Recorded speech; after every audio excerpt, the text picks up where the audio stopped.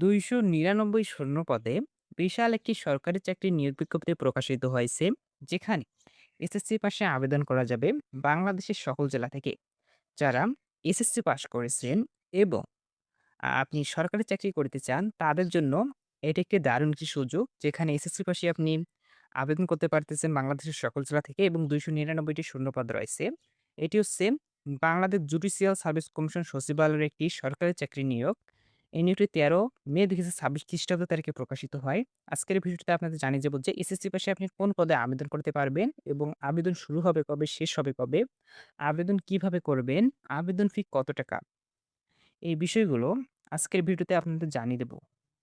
অবশ্যই ভিডিওটি না টেনে ধৈর্য সহকারে শেষ পর্যন্ত দেখবেন। আর আমাদের ইউটিউব চ্যানেলে যারা নতুন দর্শক রয়েছেন, অবশ্যই চ্যানেলটি সাবস্ক্রাইব করে রাখবেন। আর ফেসবুক পেজ থেকে দেখে থাকলে অবশ্যই পেজটি ফলো দিয়ে থা ফলো ফলো করে দিবেন। এখানে আপনি যেই পদে আবেদন করতে পারবেন, এখানে আপনি এসএসসি পাশে যেই পদে আবেদন করতে পারবেন তা হলো, পদের নাম হচ্ছে অফিস সহায়ক। অফিস সহায়ক পদে আপনারা এসএসসি পাশে আবেদন করতে পারবেন এবং পদসংখ্যা রয়েছে ২৯৯ টি।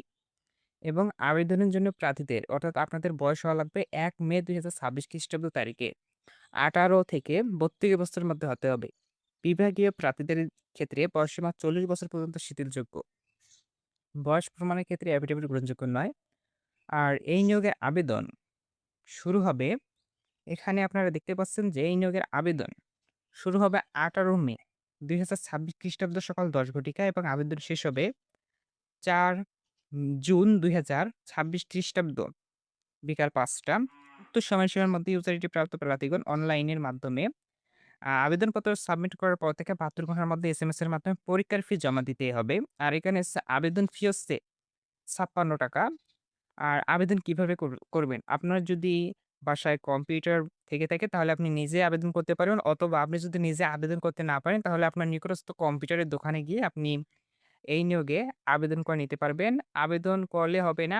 আবেদন করার পর অফিসিয়াল পদে যেই বিষয়গুলোর উপর পরীক্ষা হয়ে থাকে, সেই বিষয়গুলো আপনাকে পড়িতে হবে। আর যারা এখন পর্যন্ত আমাদের ইউটিউব চ্যানেলটি সাবস্ক্রাইব করেনি, অবশ্যই সাবস্ক্রাইব করে রাখবেন। আর ফেসবুক পেজ থেকে দেখে থাকলে অবশ্যই পেজটি ফলো দিয়ে রাখবেন।